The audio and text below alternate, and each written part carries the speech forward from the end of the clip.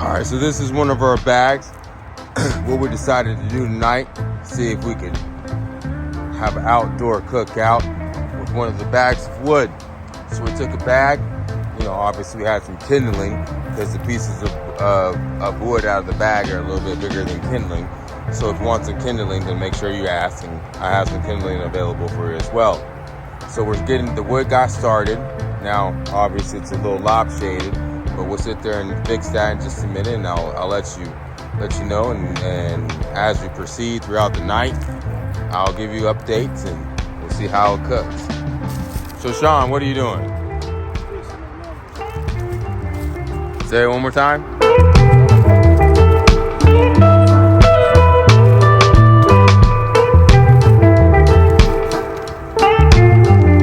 Look at, grab this stick.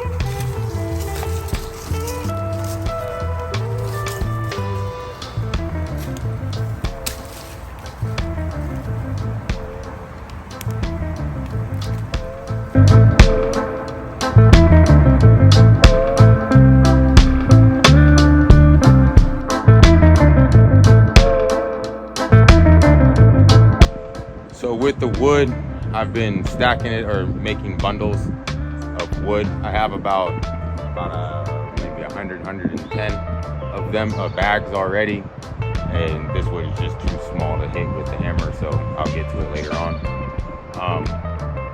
Yeah, and then you can see up there the germination stations. There's 6 of them, and then the nurseries are the black things right there. So I have 8 of those black things and 6 of the germination stations. All right, so the germination stations, I don't know what these are called, that's why I just made a video, it's easier. So yeah, I need a lot of volts and amps. There you go. That's part of the reason. So yeah, they are big, they're taller than I am. You can fit 4 trays across, and each one can fit 20 trays. And so there's I can fit 140 plants at one time. There's spiders. And yeah, these take the same plugs as the germination stations. Now, you might ask, where are you gonna get all the trays?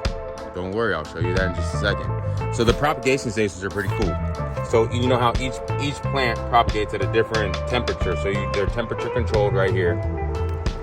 And then it's just full of racks.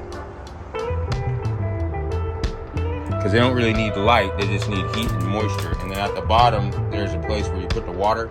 And so it evaporates and then creates the environment that you're trying to create. So up here is our outdoor storage. There are 2 sets of lights in there.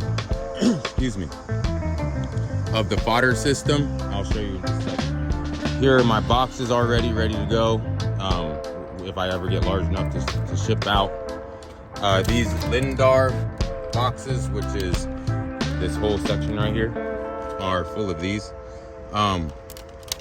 Yeah, I'll have to change, the cover, whatever, well, from here down, but I'm not too much worried about that because that's just a sticker. Now there's like 40,000 of these, so I saved a lot of money on packaging already. Now, this whole section right here are my trays.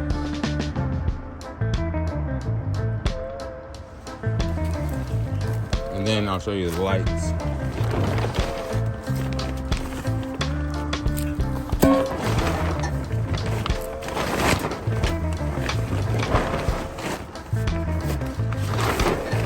So here are the lights. It's 2 sections. I'm not gonna take the whole thing off. And yeah. This also kind of gives you a better view of the back. As you can see, the trucks are right there. This would be section 3-4 if you refer back to my little guide that I created. Up here it's relatively flat.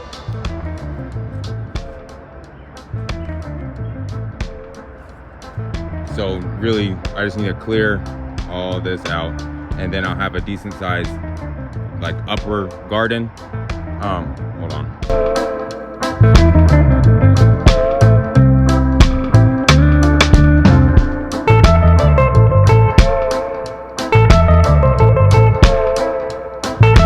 So I don't know if you can see, but there is a like a slope down. So I want to, like with the digger, create little trenches and things, and then try to capture the water in one place, so I can either provide hydroelectronic energy by creating like a small little dam, or just creating it and being able to resupply the aquaponic system. Like have maybe a big pond like around this area right here. But as you can see, the trucks, and then this is looking at it from the back end. There are the hydroponics. So I mean, it's quite far down there. You can kind of see the road. You might see a car pass by. So it's relatively large. I have plenty of space to be able to work with.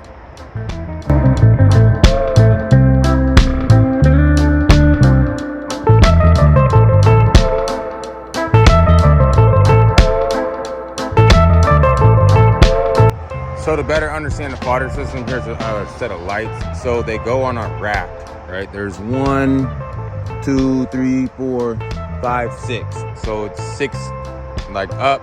Then these little white things go underneath each rack of the lights, and you can grow microgreens, or you can grow fodder, which is grass for animals, in them. And then you can also kind of see here a close-up of the plastic.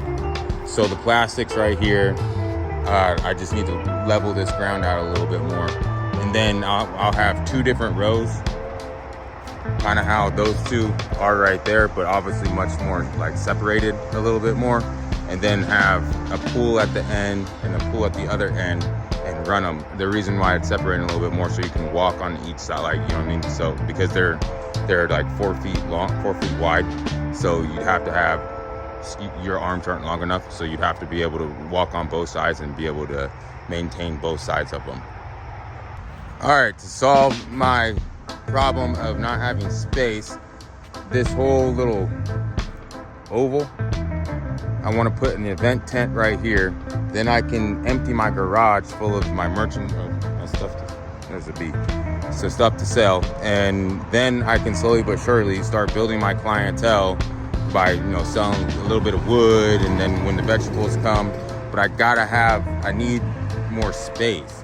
So my quickest, fastest solution is build a tent here that I can close both doors and won't get weathered. So that's my next little objective. I'll probably have that within the next couple of weeks. Look at the difference, bro. This is the chainsaw I used to cut all the trees so far. Now I got a big boy. Huge difference, huh? Got my brother out here trying to remove a stump.